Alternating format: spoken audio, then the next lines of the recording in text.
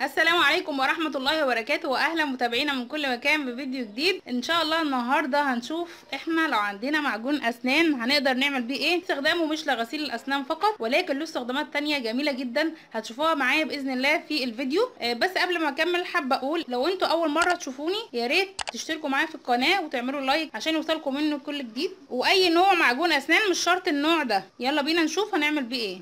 اول حاجة هنستخدمها لمعجون الاسنان لو عندي اي شخبطه على الحوائط، سواء بقى بقلم الحبر الرصاص اي نوع قلم زي ما حضراتكم شايفين كده الاولاد مبهدلين الحيطه، هنجيب معجون الاسنان وهنبدا ان احنا نحط كده على الشخبطه ونوزعها باستخدام سبونشه. يمكن انا عملتها قبل كده معاكم في القناه ازاله الشخبطه من على الحوائط اللي متابعني، وعملناها بطريقتين منهم كان معجون الاسنان. وهنبدا كده نضغط، له مفعول سحر في ازاله الشخبطه يا جماعه زي ما حضراتكم شايفين معايا كده. وده كمان قلم حبر الاولاد مشخبطين على الحيطه، شايفين بتطلع معايا بكل سهوله. همسح كل الشخبطه اللي معايا، وبعد كده بجيب فوطه مبلوله ميه وبمسحها كويس عشان ما اسيبش اي اثر من المعجون على الحائط.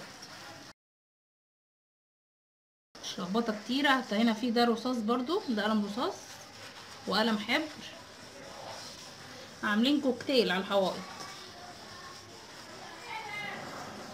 جبنا لهم سبوره لكن برضو مفيش فايده. شايفين ما شاء الله كل حاجه خرجت معايا، مفعوله سحر يا جماعه. على طول بقى بجيب معايا فوطه مبلوله، فوطه بلها ميه ومنشفاها وبقوم مسحه على طول.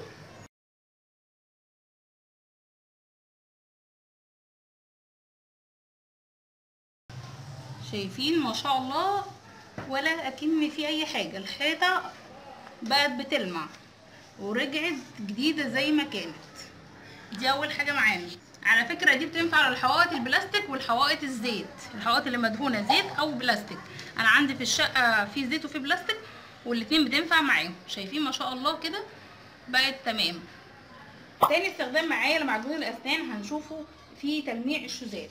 له مفعول جميل جدا بتلميع الشوزات، خصوصا اللي بيبقى لونه ابيض. فانا عندي الشوز ده النعل بتاعه بس الابيض، هوريكم تجربه فيه. هنضف معاكم الجزء ده وهتشوفوا الفرق معايا من الجزء التاني. بجيب معجون الاسنان وبجيب عندي فرشه قديمه وباخد كميه كده على الفرشه،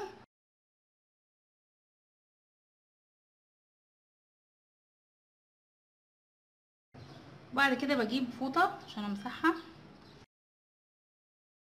طبعا زي ما حضراتكم شايفين الفرق واضح، ده الجنب اللي انا عملته وده الجنب التاني اللي لسه ما اتعملش. مفعول سحر كده. دي تاني حاجه معانا. تالت استخدام معايا هنا لمعجون الاسنان تلميع الحنفيات. هنجيب كده معجون اسنان ونيجي على اي حنفيه عايزين نلمعها. هبدا كده احط وبعد كده هوزعها. له مفعول سحر كمان في تلميع الحنفيات على فكره، هو والليمون. معجون الاسنان والليمون حلوين قوي للحنفيات. بالسبونش برده كده وهبدا اوزع.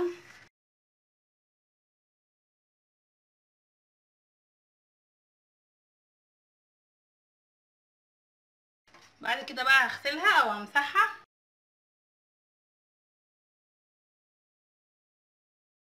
بعد كده بنشفها. طبعا الفرق واضح، بتدي لمعه جميله جدا للحنفيات. رابع استخدام معانا معجون الاسنان لما بنيجي طبعا في المطبخ. احنا على طول في المطبخ وبنستخدم البصل والثوم، وعلى طول ايدينا تبقى ريحتها بصل او ثوم، سواء الثوم او البصل. عشان تتخلصي من الريحه دي بتاخدي معجون اسنان وبتبداي ان انتي توزعيها على ايدك كده، وبالذات على ضوافرك. كمان هو مقوي جميل جدا للاظافر، لان الاظافر كالسيوم زيها زي الاسنان، فهي مغذيه ومقويه جدا للاظافر. كمان هتضيع ريحه الثوم او البصل اللي بنتضايق منها وبتفضل في ايدينا فتره طويله. خلاص كده وبروح اغسلها على طول بالميه وبتبقى تمام ومفيش اي ريحه من الثوم والبصل.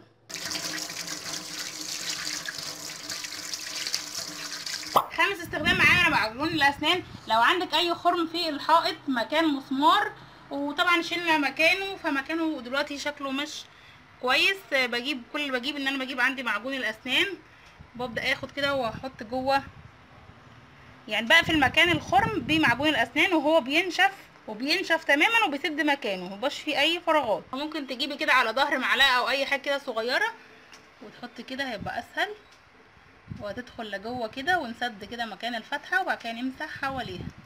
سادس استخدام معانا لمعجون الاسنان لتلميع الماوس. معجون الاسنان حلو جدا لتلميع الماوس زي ما حضراتكم شايفين كده معايا الماوس شكله عامل ازاي ومفيهوش لمعه كده وممكن يكون فيه خربشه بسيطه. كل اللي عليا ان انا هجيب معجون الاسنان وابدا كده احطه على الماوس وبفوطه وبوزعه كويس على الماوس. خلاص كده الماوس بقى معانا تمام ورجع بيلمع.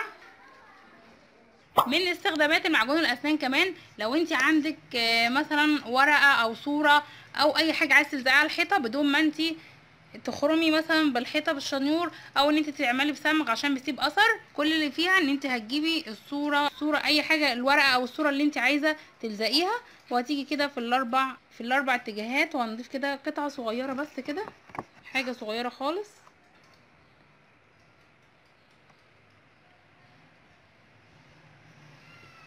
في الاربع اتجاهات كده حطيت كل واحده قطعه صغيره خالص، وبعد كده هنلزق في الحائط. بسم الله. خلاص كده دي الزوايد بس اللي طلعت بحطها بس لجوه شويه. بسم الله ما شاء الله تمام، لا صمغ هيسيب اثر ولا هتخرمي وتبوظي الحائط. اي صوره بقى تذكاريه عايزه تحطيها، ورقه، جدول، اي حاجه تبقى بالشكل ده. نشوف كمان استخدام من استخدامات معجون الاسنان السحريه.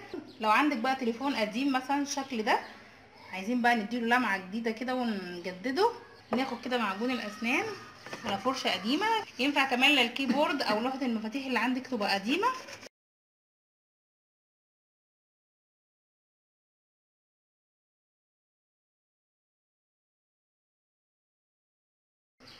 بعد كده هجيب عندي الفوطه تبقى مبلول خفيف. طبعا شايفين الفرق واضح، ده الجزء اللي لسه ما اتنضفش حاجه تمام. وكمان لو النقعه عندك اتلسعت او فيها اي حرق ممكن تضيفي عليها معجون الاسنان وتمسحيها، هتنضف معاكي بطريقه رهيبه جدا. وفي كمان استخدامات كتيره جدا، منها لو في اي حبايه عندك او في حبوب في الوجه ممكن تحطيها بتنشفها تماما، وفي اي بثور او رؤوس سودا موجوده كمان في البشره كمان حلوه قوي في تنظيف وتلميع الفضه والذهب معاكي. وكمان بيستخدم في الحروق البسيطه، لو اتلسعتي مثلا من الحله وانت بتطبخي او اتلسعتي من النار بتبقى حلوه جدا في الحروق البسيطه، بتحطيها عليه بتبرد او تهدى شويه. وكمان بيستخدم في الاسطوانات، خربشه او الجروح اللي بتبقى موجوده على الاسطوانه السي دي، لو وضعت عليها كميه من معجون الاسنان ومسحتيها باذن الله بتروح تمام وبترجع جديده زي ما هي. وكمان شاشات الموبايل او شاشات الكمبيوتر بتبقى حلوه جدا في تلميعها، والخربشه والجروح اللي بتبقى موجوده عليها بتخفيها تماما. يا رب فيديو النهارده يكون عجبكم وافدتكم. لو في اي حد عنده اضافه يفيدني في التعليق ويقول لي بيستخدموا في ايه تاني. ولو الفيديو بقى عجبكم ما تنسوش تعملوا لايك وتشتركوا في القناه. اترككم في رعايه الله وامنه، والسلام الله عليكم ورحمته وبركاته.